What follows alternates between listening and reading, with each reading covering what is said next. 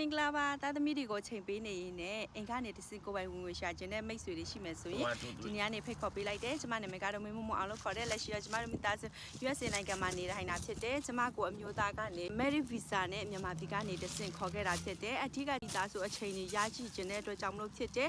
ဒီကိုရောက်တဲ့ချိန်မှာဆိုရင်ကျမဆူရှီလုပ်ငန်းကိုလုပ်ကင်ခဲ့တယ်ကျမရဲ့ career ကတော့တာဖွားဆီယာမတယောက်ဖြစ်တယ်ဆူရှီလုပ်ငန်းတော့လည်းကောက်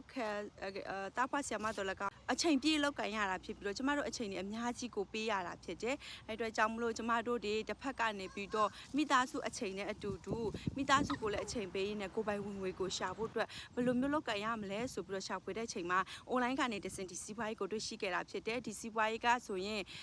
ကျမတို့လိုမျိုးမိခင်မြောက်များစွာကအောင်မြင်နေကြတာကိုကျမတွေ့ရတာဖြစ်တယ်။ကင်ဖြစ်သွားပြီဆိုလို့ရှိရင်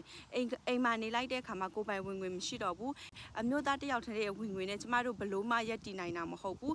အိမ်ဖို့တွေပေးရတယ်ကားဖို့တွေပေးရတယ် insurance ဖို့တွေပေးရတယ်ကိုယ့်ရဲ့မိဘတွေကိုပြန်ထောက်ပံ့ပေးခြင်းတယ်ပြီးရင်ကိုကပြန်ပြီးတော့ကိုနေခဲ့တဲ့တိုင်းပြည်ကိုပြန်လဲခြင်းတယ်ဒါအမြဲတမ်းနှစ်ယောက်ရဲ့ဝင်ငွေရှိနေမှသာလျှင်အဆင်ပြေမှာဖြစ်တယ်နိုင်ငံကြီးတာနဲ့အများကျမတို့စရိတ်တွေကလည်းဈေးကြီးတယ်နေထိုင်စရိတ်တွေကလည်းဈေးကြီးတာဖြစ်တယ်အဲ့တော့ကျမတို့အိမ်မှာနေတဲ့မိခင်တွေကဘယ်လိုလုပ်ကင်မလဲပေါ့နော်ဒီစီးပွားရေးကတော့အိမ်နေမိခင်တွေအတွက်အထူးတင်တော်တဲ့စီးပွားရေးဖြစ်တယ်ကျမဆိုရင်ဒါအိမ်ကနေတဆင်ကလေးတစ်ဖက်နဲ့တူတူဒီနေ့မှာဆိုရင်ကလေးကိုဒါဖကိုလာပို့ပေးတာဖြစ်တယ်။ဒါပို့ပေးနေရင်တစ်ဖက်မှာလည်းကျမစီးပွားရေးက run နေတာဖြစ်တယ်။ကျမစီးပွားရေးကနေပြီးတော့အောင်မြင်နေတာဖြစ်ပါတယ်။မိဖို့ကြောင့်ကနေ